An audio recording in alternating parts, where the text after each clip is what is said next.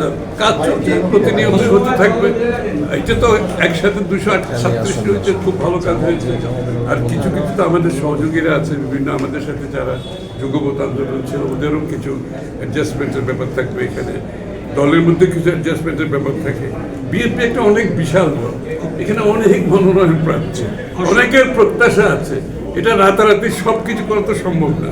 তারপরে 220টা দিয়েছে, আমি মনে করি খুবই ভালো। অলমোস্ট বেশি চার ভাগের 3 ভাগ দিয়ে দিয়েছে, 1 ভাগ বাকি আছে, সেটা কাজ চলছে, আপনার খুব সত্তর হয়ে যাবে। বর্তমান পরিস্থিতিতে খোলামেলা আলোচনা করার জন্য বাংলাদেশ জামায়াতে ইসলাম আপনাদের সাথে বসতে চাচ্ছে। দলটি নায়েবে আমি এক সংবাদ সম্মেলনে জানিয়েছে, সে বিষয়ে আপনাদের সিদ্ধান্ত কি? তারা যদি বসতে চায় আপনারা সিদ্ধান্ত নিয়েছেন কিনা, বুঝবেন কিনা, জানেন কিনা আপনারা? আমি জানি না কিসের ভিত্তিতে বসতে চাই, সেটা তো বুঝতে হবে আগে। আজকে বসার এজেন্ডাটা কি তো বুঝতে হবে, তা আমি তো এজেন্ডা জানি না এখন। আর এজেন্ডার এটা কে প্রণয়ন করবে, এগুলো অনেক ইস্যু। হ্যাঁ, এটা তো ঠিক আছে, এটা তো আমরা 14 মাস ধরেই তো বসছি।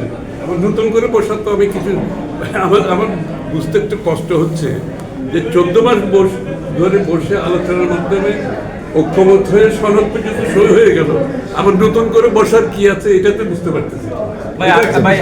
আরপিও অধ্যাদেশ আজকে জারি হয়েছে, যেটাতে আপনার হলো যে জোটবদ্ধ দল হলো যার যার প্রতীকে নির্বাচন করতে হবে, অধ্যাদেশ জারি হয়েছে। এখানে বিএনপি আগে বলেছিল যে প্রতীকের ব্যাপারে, আপনি বলছিলেন প্রতীকের ব্যাপারে আসলে কোনো সীমাবদ্ধ থাকা উচিত না।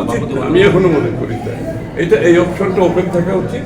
প্রত্যেকটা প্রার্থী কোন প্রতীক তার দলের বাইরে গিয়ে যদি জোটের প্রতীকে করতে চায়, এটা ওপেন থাকা উচিত। থ্যাংক ইউ ভাই।